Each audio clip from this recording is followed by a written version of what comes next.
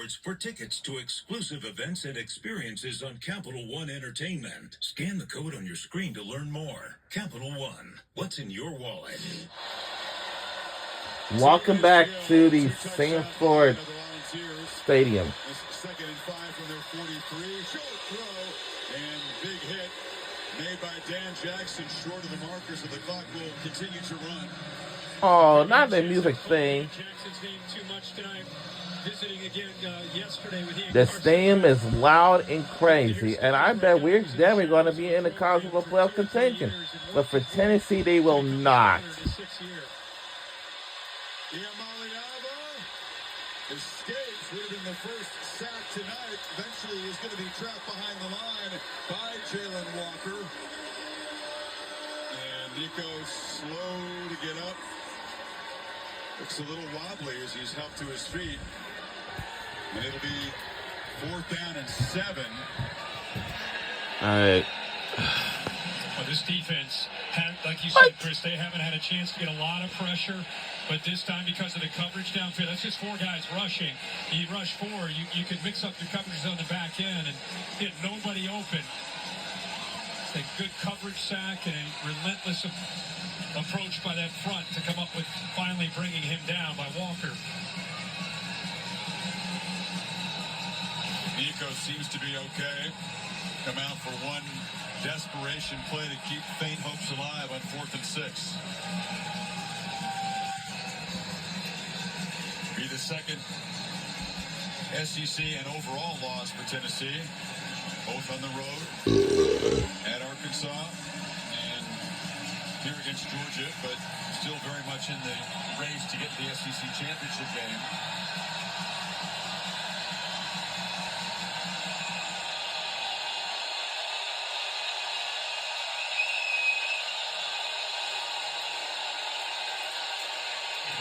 Oh!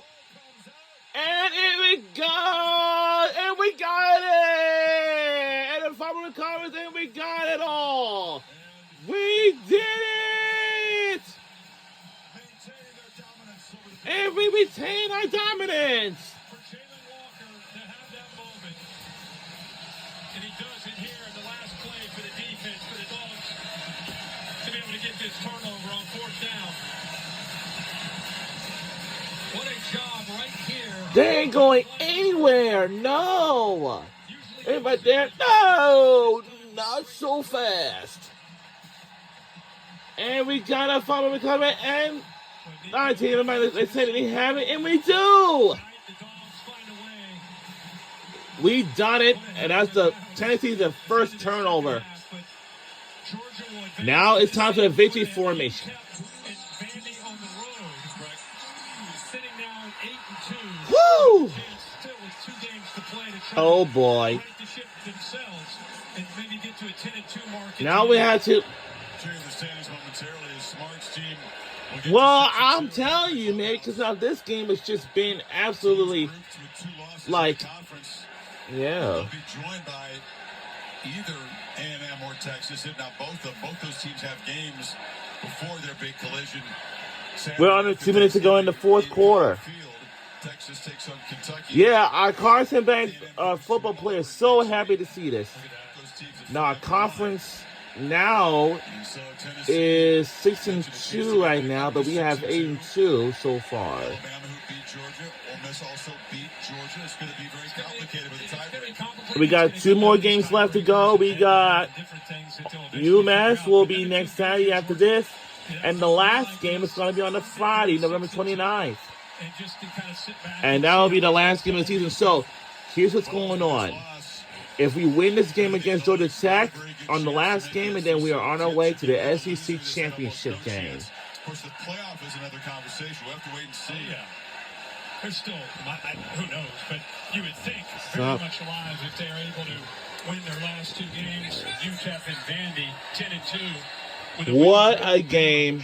This is what I was expecting all day during the college game day on TV. And I know some people think like Tennessee, but it ain't going to happen at all. No. We talked about Carson Beck and these seniors.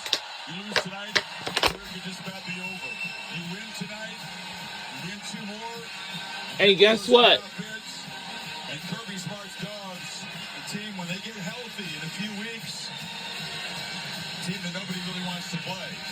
No. And that's it. And we won the game. And our final score is 31-17. Go Georgia Bulldogs on a win. And I knew it. And I knew we were going to win.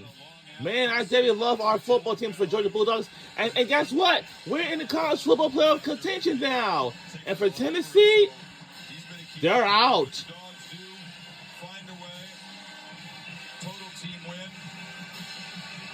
And guess what? For Tennessee, they're out. All right.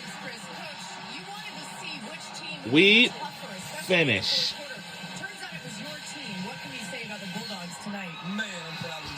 What a game. I was going loud and crazy. I want to give all your people credit. You know, they picked the right team tonight. So when they didn't, we said that. When they did, I want to say that. What a game. Fans, what an incredible atmosphere. This blackout atmosphere is pretty special. It absolutely was. You mentioned Carson Beck. How about the game plan and then the way that he executed that offensively? Beautiful, beautiful. Look, we got good players. We got good offensive coordinator. We have good players on our team. Now listen to Kirby Smart, the somebody on the sideline. Wow, we finished the game early. Well, so that means I would like to take my shower and then, you know what I mean. And for Tennessee, y'all played great, but not enough effort. So our next home game will be a face against UMass next Saturday. We'll be right back here.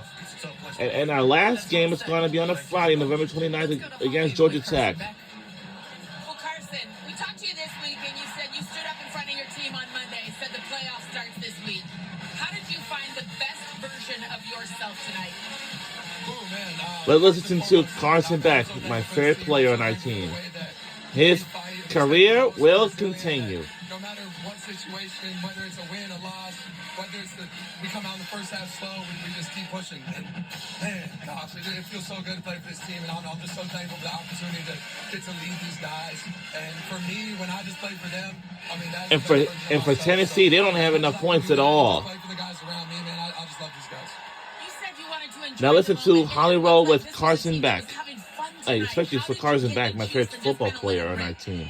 Yeah, I think sometimes, you know. And we won the game. I'm glad we did. I mean, we've been going at it since I January. know. You know, I was going loud and crazy. Last year, and then we were right back to work, and I think, you know, the work of it all, I'm a fan of get caught mine. up in that, and I said that, you know, when I stood up in front of the team, I told From them, you, let's just go have George? fun, like, just let it loose. Like, Yeah, I was like going loud and crazy. You know, we've dropped a couple games, it is what it is, but that doesn't matter. We control our destiny, we control our future, have juice, come into this game, have fun, and play for each other. You didn't want this to be one of the last games that you play here in Sanford Stadium and in this Georgia uniform. How are you guys playing for the older guys on the team and everything that's ahead of you? Yeah, I mean, there's a few guys that came in with me. There's two guys, Truss and Dan. It looks like all of our fans are heading back to where they have to be, especially here at the University of Georgia. Have a safe travels back. Especially for the students, like, have a safe travels back to where you got to be. And for University of Tennessee fans to just have a safe travels back to Knoxville, Tennessee. I mean, Delp showed up huge tonight. I mean, Lucky had a few plays. Yurseg had a huge play there at the end on that last drive to be able to drive down and close that thing out. I mean, they stepped up in a tremendous way tonight, so super proud of them. You wanted to enjoy the moment, so go do it right now. Thank you. Yes, ma'am. Thank you. Yeah, the voices go. Well, what a win. He's not going to ever forget. It began slowly. They punted the first three possessions, then got going. Yeah, he really got into a flow. I think there was a scramble that I think changed the entire feel and vibe of this game. It's where they got some momentum. Then he just started finding receivers. He had time to throw. His legs were a big factor tonight. A number of different scrambles. There was a 3rd and 8 earlier. Ran out of a would-be tackle. Ran over a safety. You just heard him talk. And today's broadcast is like Chris Fowler, Kirk Herbstreit, and Holly Rowe and Laura. Like Holly Rowe and Laura on the sidelines reporters. In the future, and this becomes a dangerous team down the road. Absolutely. Again, UMass and Georgia Tech on this field. unlikely still at this point, despite the win, to get to Atlanta, say all the computers.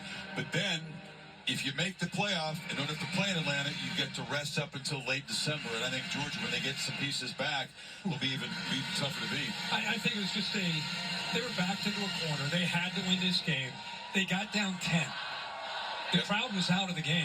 Tennessee deserved all the credit for coming into this environment, and then they started to piece it together, and it created some momentum. So they salvaged their season. I mean, they lose this one, it's over. The dreams are over. They win, and it jumps them in a very different place. It'll be interesting to see what the committee puts them on Tuesday. But this is a team that's more than likely going to have a great chance to go from being everyone saying, well, they're out of the playoff to they're going to host a playoff game.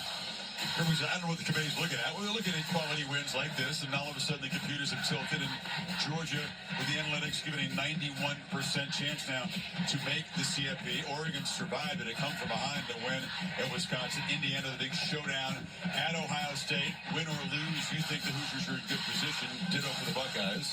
Yeah. I mean, I think how Indiana plays next week in Columbus will be a big deal. I think they need to go in there and compete, show that they're the team that a lot of us think that they are.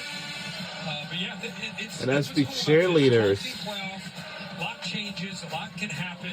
Just when you think you have an idea. And that's the Reco marching band.